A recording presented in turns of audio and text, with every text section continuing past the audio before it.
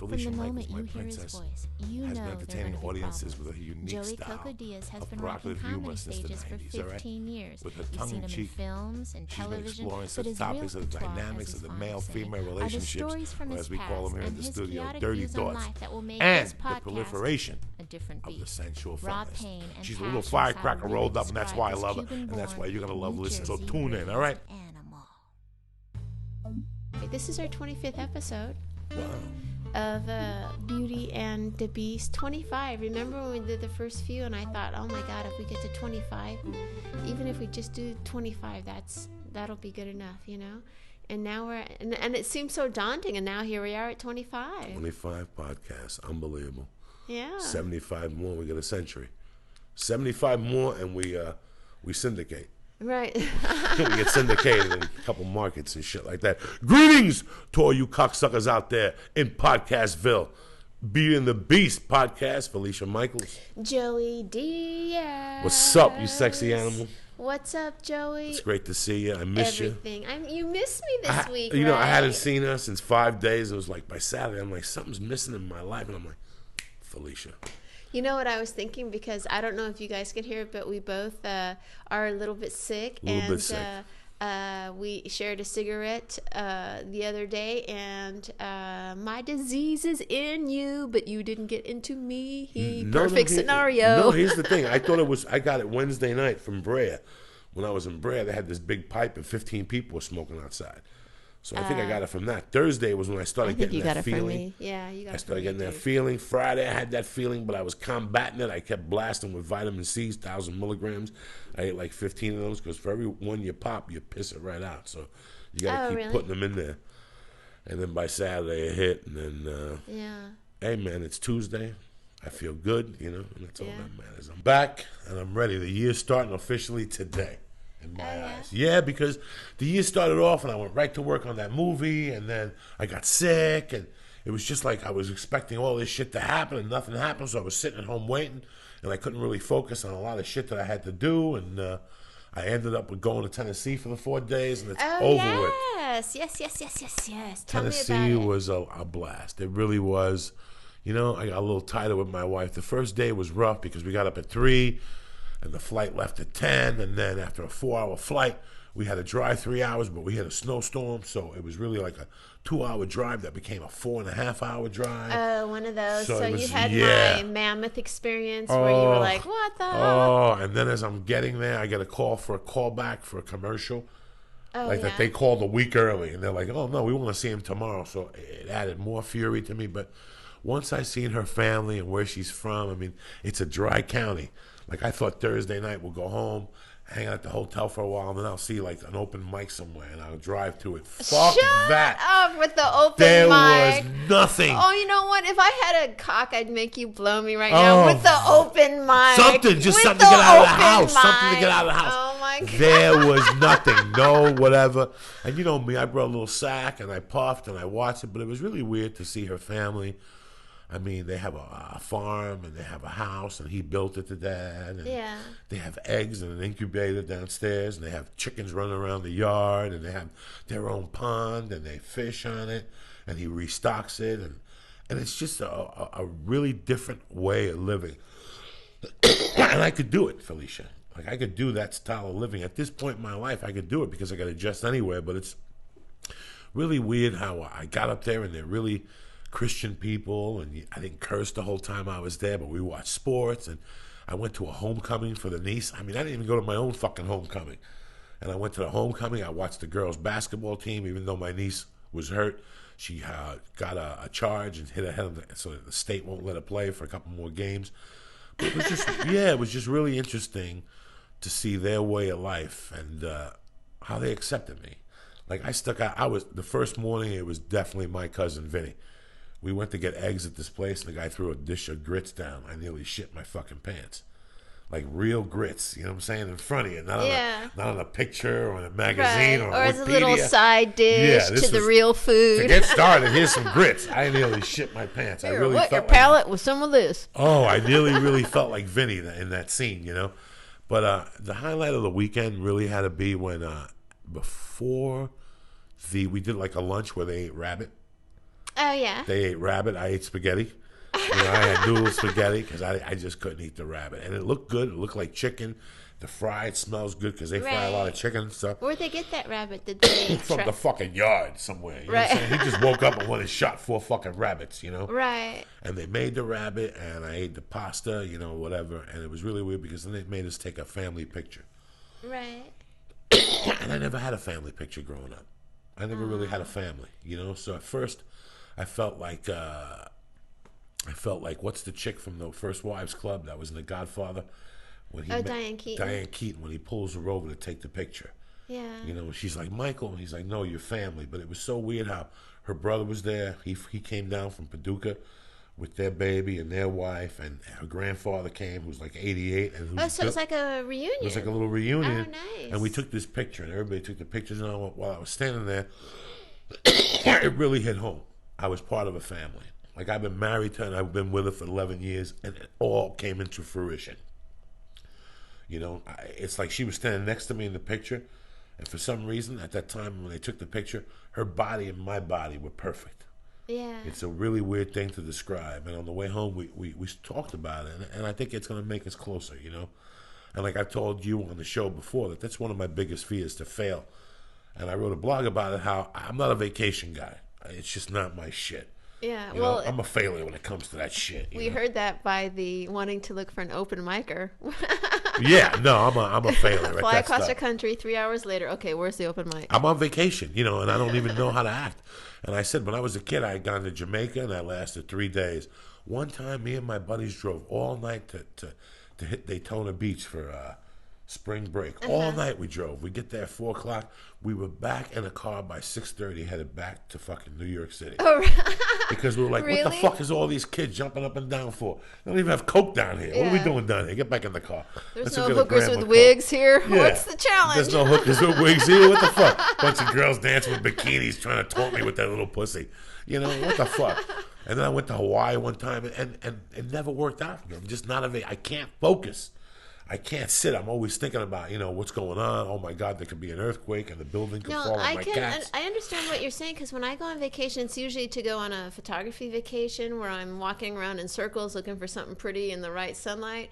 And no one wants to go on vacation with me, you know. And I can understand that, to lay in the sun and to just lay in a bikini and get tanned, or, you know what I mean? I can't do it. I can't do it. One day it's okay, the drink, and you get up the next morning, you start looking at the cell phone, you start looking at the computer, you're thinking about the weed store on Lancashire, the weather's beautiful, fuck that. But it was really weird because these people are white as can be, they all speak, I couldn't even understand them, they're so country. Oh, really? Yeah, but the funny thing is, I'm part of their family. Right. And that's it. You can't take that away. You know, I'm there. You know what I'm saying? And it feels fucking good. That's a lovely thing to say and to have experienced. I feel that I'm ready. I hit another plateau now that I didn't even know existed, that I could be happy by existing, by hitting. You know, sometimes we try to strive to hit these plateaus, but it's the little things that we hit that we're like, holy fuck, I got more satisfaction from that than playing Madison Square Garden. I really did the other day. I got more satisfaction than taking that picture than anything else. I got more satisfaction from going to that homecoming game and watching these girls play fucking basketball. By the way, there was this one black girl from whatever port, whatever. She was number 15. She was a sophomore. This chick was bad to the bone, throwing down, taking it to the hoop, but they just didn't understand her. Her art is too wild still. She got to wait till she's like a senior to get those moves. But it was just, I never did that shit when I was in high school. I didn't give a fuck. I didn't see that. I called my friend when I was Sunday morning, and I told him it was so weird that I can't wait for his daughter to get big now so we could go. Because I never even dreamed of after seeing my mom's behavior at a Met game, I would never even dream of inviting my mom to one of my basketball games as a kid. Oh, really? No. And I remember my friends going to my mom, hey, that's your son's name in the newspaper. My mom would say, why don't you tell me when you play basketball? I want to come. Oh, yeah, I'll tell you. Oh, yeah. My mom never seen me do anything athletic. That's a tough nothing. one. As a I couldn't mom, do it. That's a tough one. I couldn't have my mom there because it was just too much. But she'd show up with bells and start yelling really and cut a chicken's head off with Santeria and then beat up an umpire. I don't need that shit. So my mom never really seen me do anything like that. In fact, beside the first grade when she showed up that time with the sodas, Yeah. and I Which knew was she the was coolest hungover. move ever. Yeah. Beside that, my mom had no other involvement in my schoolwork besides the time, like she came to my first communion, or I got beat up by the nun and I beat her up, and my mom had to come to school that day. That was it. I cut her off from that world. Yeah. Because it was just too real. When my mom came, it was too fucking real. Yeah. It wasn't like a regular PTA meeting. You know what? When I was growing up, I had we lived in this really poor area, and we lived in like this fourplex, and this family lived next to us called the Whites, and it was Pat White, and she was my mom's age, and she had 2 kids, and I can't believe I'm telling this story. And the daughter was Pam White, and she was in my class, and she was a big girl, but she kicked some ass, Pam White, right? And then she had a brother who was a year younger, and he was gay, and his name was Perry. And they would work as a team. Did you call him Perry the Fag? No, I did not. No, we call him Perry the Fag. No, Where's Perry the Fag? I did not. But they would work as a team, and Perry would all sweet talk you, and then Pam would be hiding, in some big bush, and then he would like push you down, and she'd come out and beat the shit out of you, like for no reason. And one time, she was beating the shit out of me in front of my own front door. And we had like this glass sliding front door was our front door. And I could see my mom. And I'm literally like, she's got me punching me down on the ground in front of the glass door. And I could see my mom all passed out on her recliner, after taking too many Valiums. I'd be like, Mom, Pam White be kicking my ass. But Pat White, the mom, was like one of those crazy moms that would always go to the school. So Pat White goes to the school and goes to the principal. I think I was in 9th grade, and says, Felicia's been, making threats against my daughter. My daughter's walking around scared, right? Like, she was so delusional. And the principal's like, what is going on? There's no way she's afraid of you. But I always remember, Mom, and this big old girl on me beating the fuck out of me with my hand outstretched. Mama! My mom all passed out, slobbering, because she's fucking in a Valium. It's amazing, the lessons that we remember from our youth. My friend is what? Yeah, never pass out from pills in front of a glass door. That's all I gotta say. In front of your children. My friend is staying over. She was house sitting. And this is very interesting. I know Felicia's going to think of this story and go, what the fuck? My friend's house sitting. And the true story of it was, she's about 40, and I grew up with her brother. But when her brother and I were in sophomores, her brother went swimming and snorted THC crystal and jumped in the water and drowned. And Vida Special found me years later when I was doing Tom Likas. She called in and said, Vida, this is Coco. Coco, this is Vida. I'm Dominic's sister. Do you remember me? And I said, yeah, you were a little girl. You used to follow us around. But there was like an 8, 9, 7 year gap, But she knew the general stories of the neighborhood. So yesterday we're in the car. She house sat for me, so we were going to go get Chinese food. And another girl called from my neighborhood. And I go, Gina, guess who's in the car with me, Vida Special. And again, she was older, but we all know the story. I mean, That kid's death changed the neighborhood. And it made us, that's why we still talk after 30 years. That kid's death really took us down. And she said, she was just talking about the neighborhood. And then we went to eat Chinese food. And my wife was dying because my wife is as white as can be. And she's listening to these chicks from Long Island yelling and screaming. And she's laughing her ass off. And then me and Vida sit down, and I tell a story about when I was a kid. No, she goes, I don't know if you remember this girl, Marlo. And I'm like, oh, my God. And Marlo was the only black girl in our neighborhood before Louis Hernandez moved.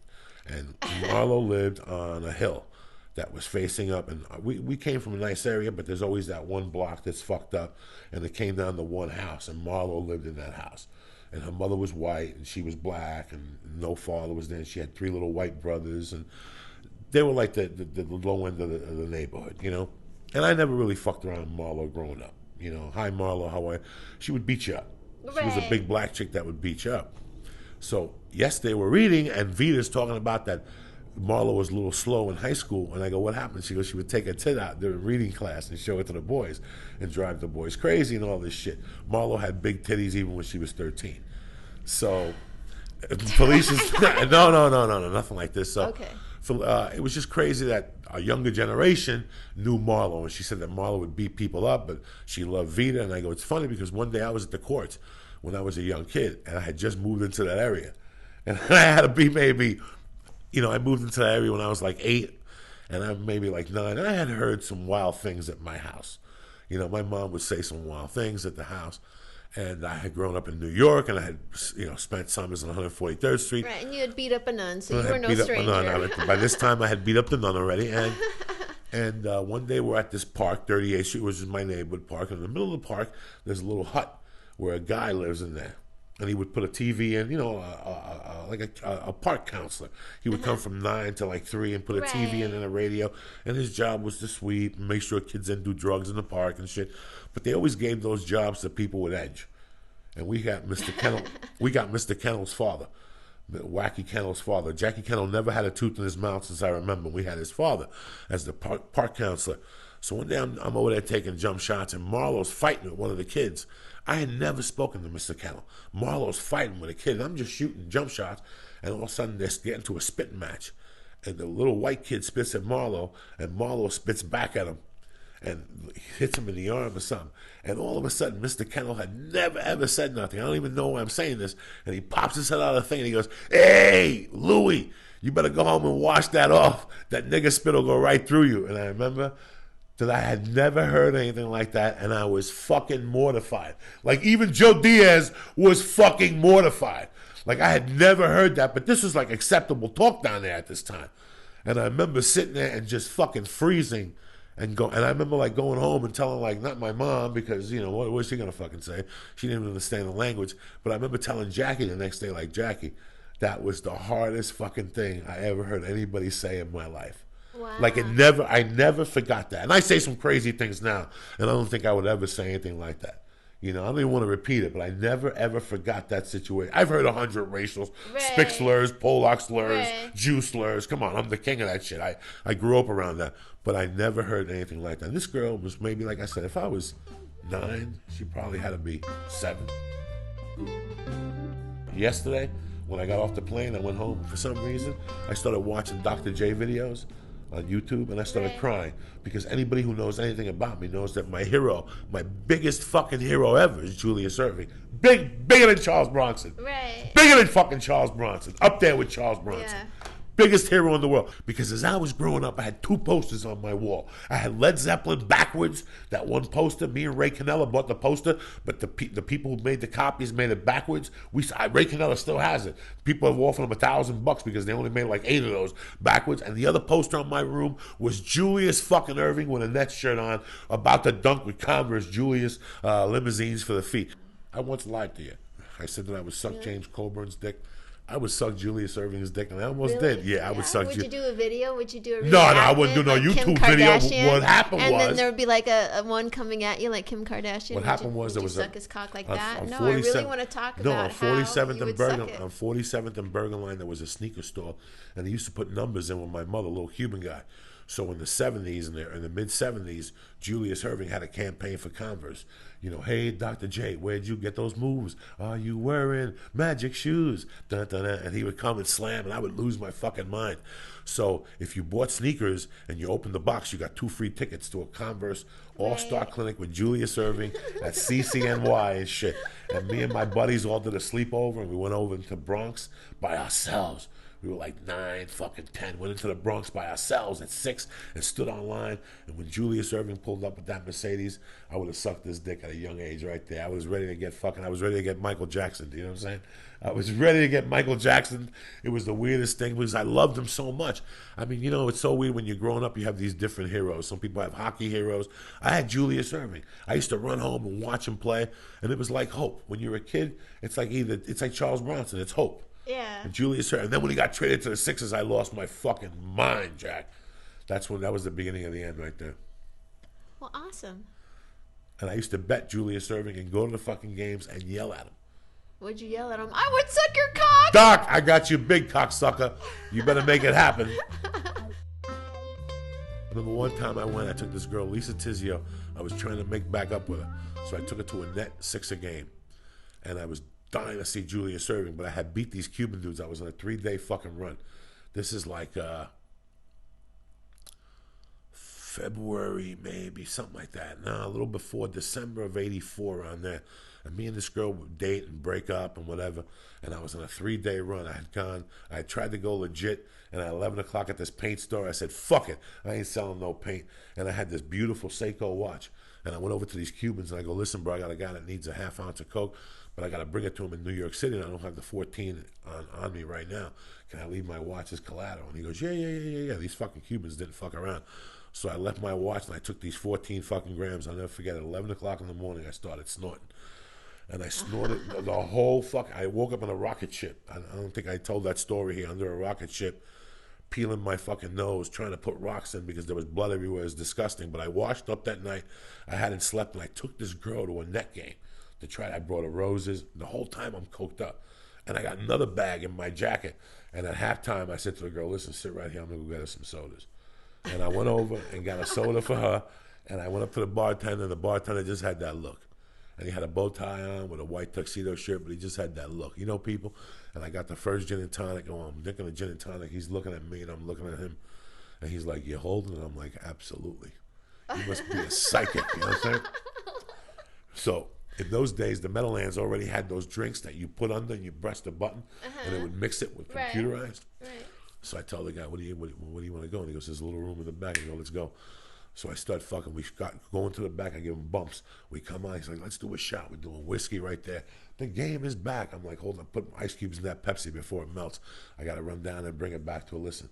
I didn't go back till the game was finished. By the time I got back, the dude had the bow tie off. The shirt was open. Plus, he had disconnected the computer because we couldn't wait for the computer to give us a drink. He disconnected it. That guy got fired that night. I left him, and we stopped even going to the back. We're just putting it right on the bar right there, right in front of the fucking cameras. How was that, dog? Fresh from Colombia. Let me see what you got.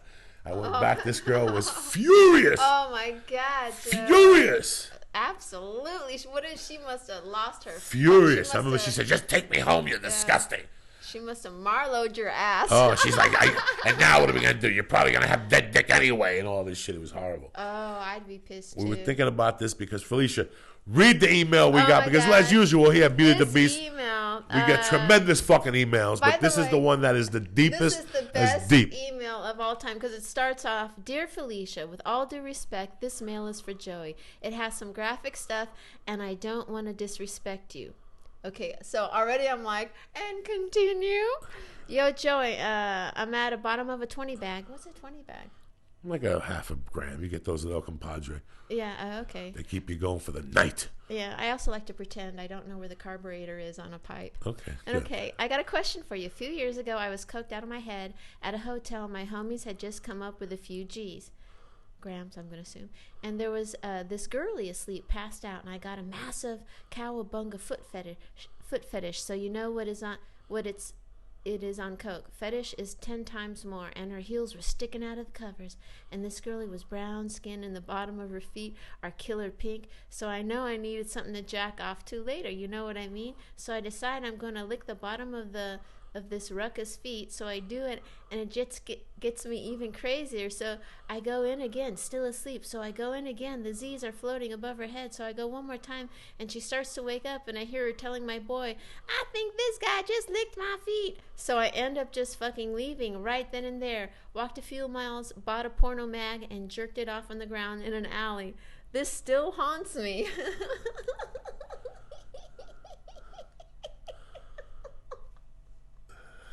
What the fuck are you laughing about? He licked some chick's feet. He was fucked up, and it's true. What makes me laugh is I just kind of skimmed the story, and I was like, well, that's kind of crazy. And then I read Joey's response, and Joey's response was, hey, sometimes you do some fucked up shit on coke. I'll tell the story in the next podcast. Get it together. You can't be licking strange women's feet. You can't. That's fucking against the law in some states. You can't do that shit. But I don't blame the guy. Everybody knows. Listen. That was awesome. The worst thing you could do is with cocaine, because the psychosis sets in. Is that what it is? There's a certain psychosis. Really? Like, I know the nights I was crazy, it's because something happened in the beginning of the night. Okay? At 8 o'clock, you pick up your first 8 ball. And when you go to pick up the second one at 10, for some reason, you go to that guy's house, and there's a cop car sitting there. Even if it's 2 blocks away, that cop car gets into the back of your mind. And that night when you go home and you're snorting, you think that cop car was following you. Oh, yeah. Well, there's a psychosis. But the same applies with women. Oh, really? Sure, you go out early. Let's say you go to a strip club and there's a girl that's perfect for you. The girl you dream about. She's Korean, fake tits, nice bush, tight ass. You spend every single dime on this broad. You sniff her pussy. You know, she tells you she loves you. You know, she's going to leave her boyfriend, the whole fucking thing. Then you leave there and your mind is in a certain trance. How do I know? Because I fucking lived it. And now you go home to your girlfriend or whatever the fuck, and there's a certain point of cocaine where it just gets creepy. Your dick ain't gonna work, so you gotta do other things to get creeped up on. There's times I've stared at a naked woman laying on her fucking stomach with her ass out, and I've just gotten on the bed, pulled her panties down, and just opened her asshole and just stand there and licked it like an ice cream cone for 20 minutes. You know, in the back of her pussy, not wanting to turn her around because I might wake her up. You know, it's just crazy psychosis. Wake up when you were yeah, we were just fucking passed out. She must have ate like 9 Valiums or something like that. But anyway, you put it, listen, if I'm laying face down and somebody's licking my butt, I'll tap out too. I don't give a fuck who it is. If you were sleeping and you were sleeping with the window open, I walked by and that little ass of yours is popping up, and I just opened it and started licking it, you wouldn't turn around either. You'd say, fuck, Lord, God, I dream of this shit. You know what I'm saying? A little bird just comes into your window and licks your asshole and pussy from behind. God. You're not going to wake up either. Even if he's got a mask on and he leaves out the window, you're going to be happy. I remember one night when I was a fucking kid. Okay. When I was a kid, oh, this is a good one. When I was a kid, I was a young fucking kid. And oh my God. I was out and I was doing Quaaludes. And there was this girl, Lucy, that I grew up with. And she was we knew each other since like the 6th grade. Lucy was taller and she was completely flat-chested and she had buck teeth. But there was something about Lucy that I knew that bitch could rock your world, even at 14, 15. So one night I went out and I seen her in the daytime and she had like little hot pants on. Is this the story you said you were going to tell? Well, I just thought of this one. Okay. I was going to tell them the story when I would steal the chicks' panties and jerk off on them in the car on the way home. But who cares about that shit when you're licking feet? That's elementary, you know what I'm saying? But I'll never forget that. I knew Lucy growing up. And Lucy had this heat to her, and we were friends. And one night I was walking home. I had a Quaalude in me, and I go, I'm going to fuck Lucy tonight. And she lived behind, like her parents had a huge house, and she lived on like behind the shed. So if I climbed on the shed, I'd get to her window. And I climbed on the shed, walked to her window, knocked on it. I knew she was out drinking that night. I opened up the window. She's like, who's that? I'm like, Coco. She's like, what are you doing here? You're going to get me in trouble. I walked in and she had no top on. There was her little flat chest. We started making out. I ate her pussy and I heard something in the house and I got up and I went out the window like a thief in the night, and we still talk till today and we never even mentioned it. Really? Yeah. I was about 15 and I remember that I told my friend the next day, I go, dog, I fucked up last night. He's like, why? I go, I ate Lucy Snowbush's pussy last night in the middle of the night. He goes, what happened? I go, dog, I just went nuts. I love Lucy. We grew up. We had made out before and shit. Her name was Snorbush? Yeah, Lucy Snowbush. Sick. And really? You're fucking no I swear way. to my mother's grave. Really? I'll call Lucy right now. Snowbush? And she had a pond in her yard with goldfish, and we'd put nicotine lighter fluid and light the pond on fire. And we were kids, and the fish would live. Yeah. We'd turn the thing off. That was our entertainment. We were crazy. You just wanted to terrorize the fish? Yeah, her parents, we lived close to a cemetery, so her parents made and designed crosses and pieces to put. That's how they made a living. They sold it, so they had this big shed in the back, and Lucy was always a sexy girl. Yeah. And one night, she had the best little fucking looking bush at that age. Well, yeah. And she was maybe 16. I remember tearing that little pussy up on that Quaalude. I heard a noise. I popped my head, and I didn't even say good night. I went out that window like a fucking superhero thief in the night, Jack, because that's how I roll, you know what I'm saying? But you were pulling a hair out of your mouth. I loved it. That's a crazy Coke story. There's so many. The one night I used to hang out with this girl, and I had fucked her once before, but I'd go over there and she cut me off. So I would wait till she was in the bathroom, and I'd go in her little closet and take her little panties and jerk off on them on the way home and throw them out the window. I would never do something like that. That's not even in my DNA. Right. But that was the freak of the Coke. This weekend, someone put a status thing on my Facebook, and it was from this young kid, and he's like, haha, how does it feel to know a 15-year-old is listening to the podcast, right? And at first I was like, wow. My comment was, as long as you're really listening, I feel pretty good, hee, right? But then I thought about it, and I was all like, what do some of the young people take away from listening to this podcast? Because I guess we do have younger people listening. So then I deleted that from my Facebook, and then I sent him a message saying, hey, listen, I want you to know that, I hope you're really understanding the message that Joey has to say about everything, and that you take that a little bit to heart, and have a kick-ass weekend. But he replied, he's like, oh yeah, I totally learned I'm never gonna do cocaine. And I was like so fucking relieved, you know what I mean? Because I get afraid, like, maybe people are listening to what you're saying and what I'm saying, and they're going out like, this is, these people are saying go on and get your freak on, which is, if you, get it on safely, but, don't hurt yourself. But then it made me feel good that people are listening to the right part of the story. I mean, they're hilarious stories, and I love listening to them, and it's just so shocking to hear. But they do always seem to go somewhere, and I just wanted to say that was my experience with that this weekend.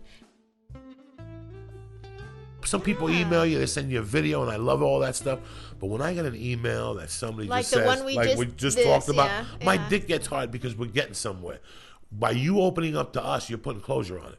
Believe it or not, I mean, this is supposed to be a comedy podcast, but you take from it whatever the fuck you do. Right. We have never, ever talked about cocaine, weed, Quaaludes, Tumenols, nothing like that as a glamorization. I am reading one of the best books I've ever read right now, and it's because of that thing alone. I'm reading the Keith Richards biography, the new book that came out, and it is fucking crazy. I'm about to go into the rock and roll circus of 1972, and I'm telling you that I have to wait 2 days to digest it because I just finished Exile on Main Street. Right. And you read, and in the 350 chapters I have read, he does not glamorize it.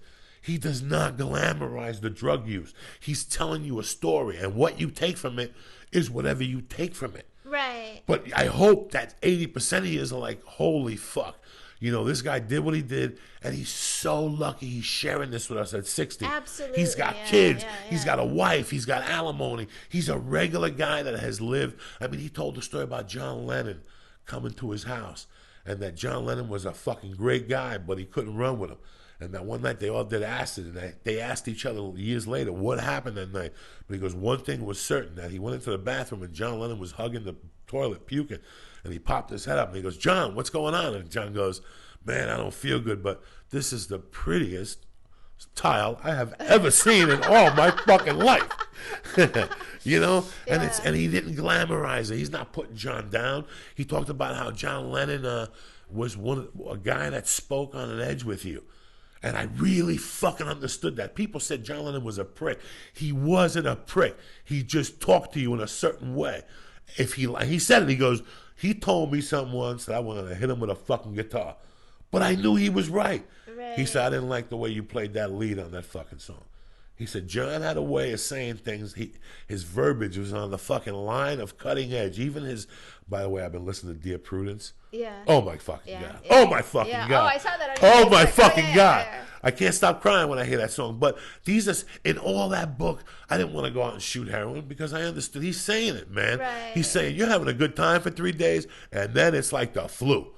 When you're detoxing, it's like the flu because you're in endomorphins quit working. Right. And now they got to start working again. He goes, you can't deal with that pain. And the more you do heroin and try to get off it, that pain gets worse and worse. That's why women never get on heroin.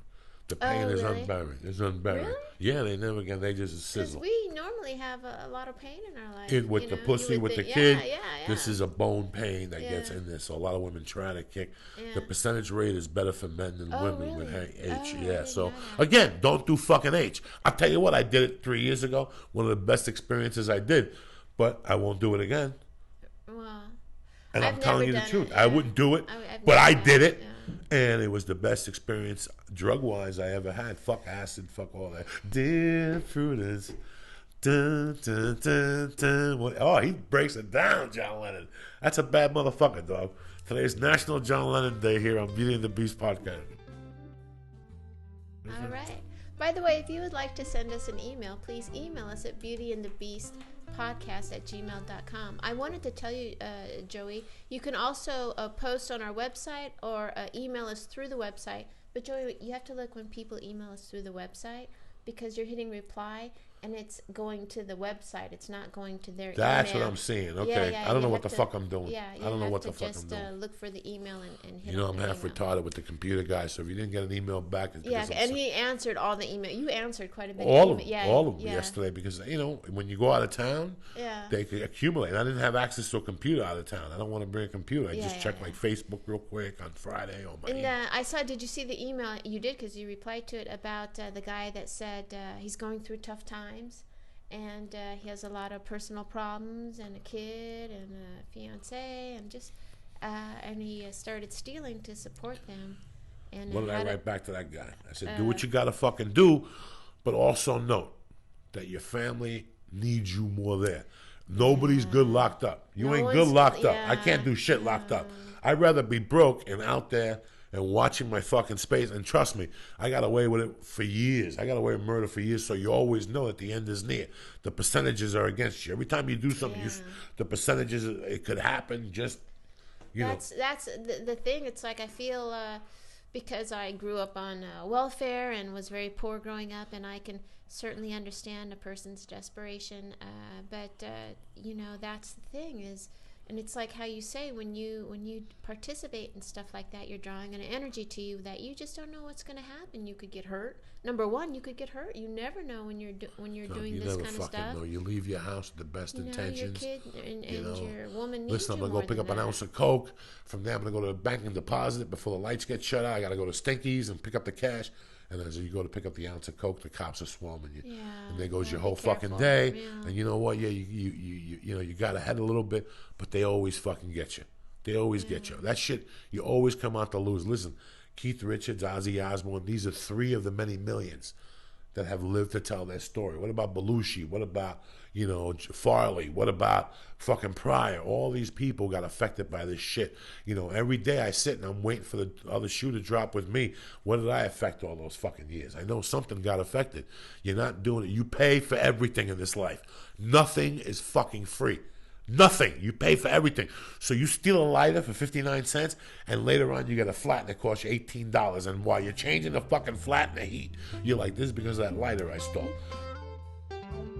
You know, it's funny because every week I come here, and last week I came here and told you some story about when we tackled the guy and whatever. And then I left here, and I think about all creepy shit when I leave here. And I haven't been really writing a lot about my life lately, so it doesn't really pop up a lot of images.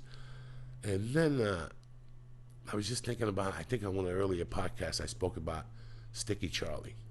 Who's Sticky Charlie? Sticky Charlie was a guy, you know, when I lived on 88th Street, when I was younger in New York City, I got a godmother that was a Santeria godmother. She lived on 148th Street in Broadway.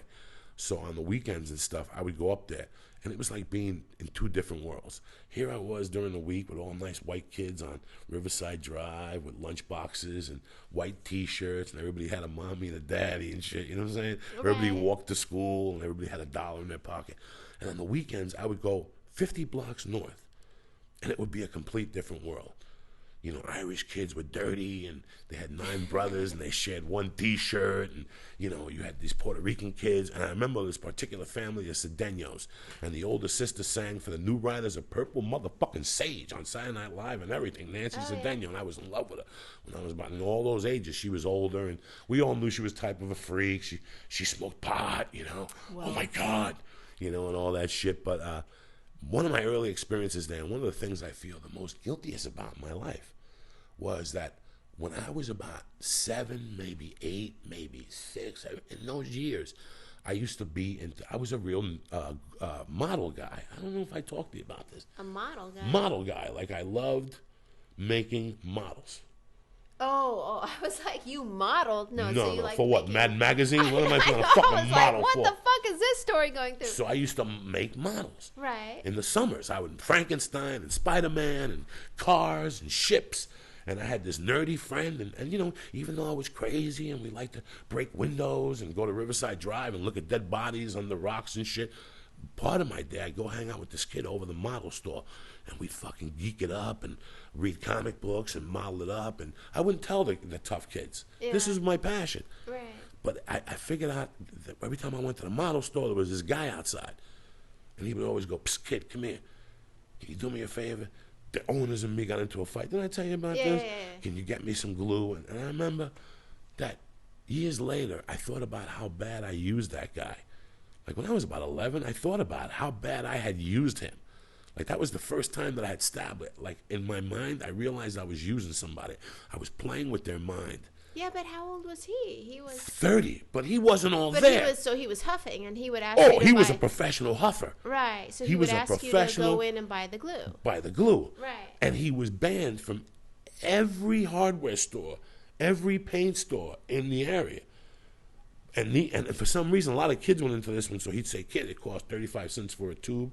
I'll give you an extra quarter. In 1973, 74, a quarter was like a fucking half a sandwich, you know? So I remember that I used to get the glue, and one day I just said, wait a second, my mom's got a bar. You know, I know that she buys the sodas for the tanks for a penny a fucking glass, and she sells it for $1. I got to go into business. So I went to the store and bought a box of fucking glue. I figured it out. I'd buy the whole box of glue and take it upstairs. Like I saved up all this money and bought every single tube. How many tubes did you have? 50 fucking tubes of this glue. Because I wasn't going to lose them anyway. I wasn't going to lose my investment because I was going to build the glues anyway. But now I had Sticky Charlie by the hairs. Yeah. You know, and his name was Charles, but I used to call him Sticky Charlie. Even at that young age, I knew how to get under. And I just remember, like, what I used to put him through psychologically as a young kid. Like, Sticky Charlie, I need 35 cents today, Sticky Charlie, because I need 2 juice drinks, one for me and one for Ricky Cedeno. And he would, like, fucking freak out, like, kid, I'm going to kill you. Fucking kill me, motherfucker. We'll stab you, because Ricky had 17 Puerto Rican brothers. But it was so weird. Like, a lot of days, I held on to it. Yeah. Like, I'm like, fuck it, you ain't getting it, bitch. And he would come back an hour later with a little paint can of paint. Classic. And here we were, like, there was like this yard, and we would be in there playing bottle caps on little things, and he'd just be sitting in the fucking corner, sniffing glue, just sniffing it, like just, and he would just pass out for an hour, and he'd get a bunch of thousands of pimples on his neck. That's what I remember, that he had 1 million welts all over his neck. And I remember the final torture chamber I did to him was I got him all hyped and shit, and I go, listen, the owner said something to me about selling you glue. So the price either goes up 10 cents or you're going to meet me at the corner. And I made... A future drug dealer was born. And I made this motherfucker walk from Broadway to, like, St. Nick all the way down there. And when you're 30 and you're jonesing, that's a long fucking walk. Long walk when you're 8 and you're energetic, I could do that 10 times in a day back then. By the way, lately on stage, I've been talking about that time with the nun. You know? Oh, yeah? And just because it's a joke. It's very funny. She tried to hit me, and I grabbed her hands. And it's so weird that I'm one of these pussies that as I'm telling a joke, I commit myself, but I feel real guilty. Really? Yeah, I feel guilty. That's a fucking shitty joke. I smacked a nun. Yeah. You know, I choked a fucking nun. That's very bad. So last week, I told the story about my yoga teacher who was older, and I made her day. And today when I was running, I decided that today I'm going to go get her a card. And put some on the card, very nice, even if it's a $5 coffee card from the Coffee Bean, just for the sins I did with the nun. You know, this lady's 63. I don't like when people say shit to her in the class, like, just the basic yoga and all this shit to her. She's just exploring different situations for you. She's 60-something. She's beautiful. When you see her tomorrow, hopefully you'll go to yoga with me. You'll go, Joey, I get where you're coming from. Because you could just feel that she knows her yoga and her warmth. And these people are disrespecting her at 40 and 50 the way I acted when I was fucking 10 at that grade school. Oh, that's the thing. So, you know what? For what I did when I was 10 at that grade school, how I acted that day, even though it was disrespectful, hit me in the face and shit, I'm going to give back to that lady. I'm going to make her fucking day every Tuesday. So sometimes we talk about shit here and you look weird. Like, I know you thought I was going somewhere weird today with Marlo with the fucking thing joke, but no, nothing ever happened like that. Yeah. In fact, one of Marlo's cousins was one of the only people that beat me years later. I've never been beat on a drug deal. And they fucking did a bait and switch on me when I was about 17. And it cost me $1,800 that belonged to somebody else. And I had to go and rob 20 things to pay the $1,800 because the guy did put $1,800 in my hand. I could have told him to fuck off. I was hanging out at this gas station, Putnam Fuel, and I was robbing this gas station. Me and this guy named Freddie, we were just hanging pumps. And hanging pumps is when somebody comes in and they put $5 in, and the guy comes in behind them and wants 10. I just take that $5 pump and throw it in, and I keep the $5 from the gas. So that's called hanging pumps. And we used to hang pumps down there and shit. We were doing a lot of weird stuff. We were robbing this gas station blind, and it was a diesel place. So people would fill up for thousands of dollars. Oh, wow. I mean, it was $800 to fill up some of these things, you know. And one night, these black dudes came in. They're like, hey, man, you're from the neighborhood. We're from Camden. We know we're Marlo's uncle and all this shit. And I'm like, really? I thought I was a bad motherfucker. I'm 16. I'm robbing. I'm out there. And they're like, we could sell you this weed. And they gave me this weed, and I took it around. And I gave it to people, and it was amazing. It was this chocolate Thai weed that was just beautiful. And they said we could sell it to you for $1,800 a pound or something. So I tried to put together money. So this guy gave me $1,800, and then I borrowed like $9. They got a half a pound for me. I knew I could make a killing on it. And we met. It was really weird how they did it. They met us at the gas station, but they said, we got cops on us, so we're going to meet you around the corner and give you the bag and go the other way. Give us the money. And then they dropped, and it was really weird. We got in the car, and I smelled it. And also when we got to the kid's house, we took it out, and it was an ounce over 2 fake pounds of weed. Oh, wow. And that was the last time I ever fucking got beat. Like, I was like, I'll never do a street drug deal again with somebody I don't know. And I remember that I was 16, and I worked at a Rendell Lumber and Marine. Right. And I had to go to work there, and I remember that we used to rob plywood and sell it. And I had to rob like 3,000 pieces of fucking plywood just to pay that $1,800 back. I never forgot that goddamn lesson. But well, see, there you go. That's karma right there. Why you when you participate in stuff like that, it brings a different energy around you that is not good for those around you that care for you.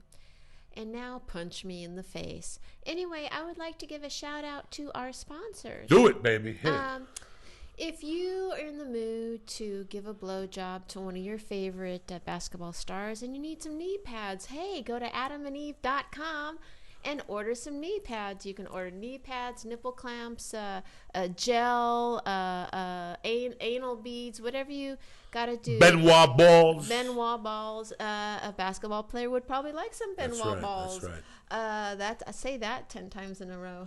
Benoit balls, Benoit balls, Benoit balls, Benoit balls, Benoit balls, Benoit balls. Dr. J wants some Benoit balls. No, he didn't. No, he didn't, you dirty bitch. Don't put Dr. J and Benoit balls in the same sentence. I'll stab you 15 times. But if you do want some Benoit balls, go to adamandeve.com, go down to the promotional box, put in the name Felicia, Felicia, and you will get, what will you get, Joey Diaz? You get 3 movies sent to your house. You get a complimentary gift. You get free shipping. What else you fucking want? You can't get that nowhere else. For all the price of getting yourself a dildo or a fucking strap with a ball in the middle or a whip, all those things they have at Adam and Eve. So go to that page and order right now. And on the bottom of the page, write Felicia, Felicia, CIA, pussy, AKA. All right. And also our other my main man over at Skin Industries, Anthony. Everybody over there at Skin, I want to give you a shout out. SkinIndustries.com, a leader in athletic apparel. We love you guys. Go to SkinIndustries.com. They got hoodies on there. They got T-shirts. They got hats. They got motorcycle emblems. But that page is going to keep growing. So keep coming back and order something. All right, and also our T-shirts came out. The T-shirts came out. I'll probably get a couple for you by the February 4th over in Vegas. I'll bust them out in Vegas. So bring your fucking dougage and let's get this party started, people. I just wanted to say thank you very much to all the people that do write us emails and share with us. And even if we make a little bit of fun on it, we do take every email seriously. And we appreciate that you share such a dark thing with us. That's right, man. To the guy that licked the feet and the whole fucking thing, put some Desenex on your tongue, you nasty motherfucker. I love you, though. I love you. I love you for sharing your honesty. And please email us and keep listening, keep reading the blog, and keep supporting us here at BeautyandTheBeast.com. We love you. Stay black. Throw a kiss, Felicia. Mwah. Sexy motherfucker. You sexy motherfucker. Oh shit.